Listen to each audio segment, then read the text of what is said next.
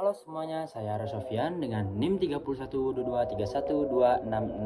Indonesia sebagai negara dengan populasi muslim terbesar di dunia, kini telah menyaksikan transformasi besar dalam industri keuangannya. Kesadaran masyarakat akan transaksi yang halal, adil, dan transparan telah memicu pertumbuhan signifikan pada lembaga keuangan syariah. Namun, di tengah pertumbuhan ini, masih banyak tantangan yang membayangi mulai dari minimnya edukasi hingga persaingan ketat dengan bank konvensional. Hari ini kita akan membedah lebih dalam mengenai pilar utama ekosistem syariah kita, Bank Syariah Indonesia atau BSI. Melalui analisis ini, kita akan melihat bagaimana BSI menerapkan prinsip anti riba, gerahar, dan maisir dalam operasionalnya. PT Bank Syariah Indonesia Tbk resmi lahir pada 1 Februari 2021 sebagai hasil merger strategis 3 bank syariah milik negara. Langkah besar yang diinisiasi Kementerian BUMN ini bertujuan untuk memperkuat daya saing perbankan syariah kita di kancah global.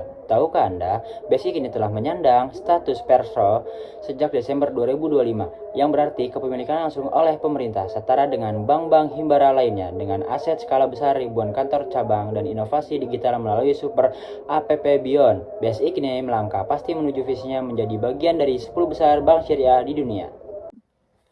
Apa yang membuat layanan BSI berbeda? Mari kita lihat produk unggulannya. Pertama, ada BSI Bank Emas yang mendigitalisasi investasi logam mulia melalui aplikasi Beyond Nasabah.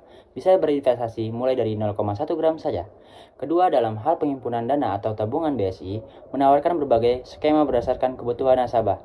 Ada isi wadia untuk kebutuhan harian tanpa biaya, admin, hingga tabungan haji Indonesia untuk persiapan ibadah ke Tanah Suci. Tak hanya itu, BSI juga memiliki produk unik seperti deposito wakaf, di mana pokok dana tetap utuh bagi nasabah, namun imbal hasilnya disalurkan untuk wakaf produktif.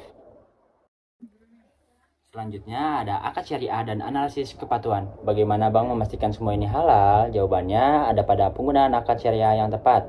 Di BSI, skema mudharabah digunakan untuk kerjasama bagi hasil, murabaha untuk jual beli dengan margin tetap, dan ijrah untuk sewa menyewa manfaat. Keamanan syariah ini dikawal ketat oleh Dewan Pengawas Syariah atau DPS. Setiap produk baru wajib mendapatkan persetujuan tertulis dari DPS sebelum diluncurkan melalui audit syariah internal dan eksternal secara berkala. BSI memastikan bahwa setiap rupiah yang dikelola jauh dari praktik riba. Selanjutnya ada perbandingan dan analisis kritis. Seringkali muncul pertanyaan, apa bedanya dengan bank konvensional? Perbedaan mendasarnya terletak pada keadilan dan kepastian. Misalnya pada KPR, BSI menggunakan cicilan tetap hingga akhir masa tenor, sehingga nasabah terhindar dari ketidakpastian suku bunga pasar. Namun, jujur saja, perbankan syariah memiliki tantangan biaya modal yang lebih tinggi, terkadang membuat penawaran bagi hasil terasa kurang kompetitif bagi sebagian orang. Selain itu, administrasi akad syariah memang lebih kompleks karena harus memenuhi rukun syariah secara legal. Inilah yang sering disalahpahami masyarakat sebagai sekedar ganti istilah, padahal mekanisme pembagian risikonya sangat berbeda secara fundamental.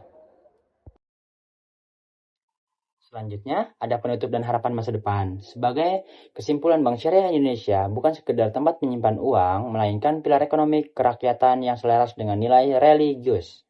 Potensi pertumbuhannya sangat besar, seiring dengan tren gaya hidup halal di Indonesia. Kedepannya, Bank Syariah Indonesia perlu terus berinovasi dalam keamanan siber dan memperkuat edukasi kepada masyarakat agar nilai keadilan di balik sistem bagi hasil ini dapat dipahami secara luas.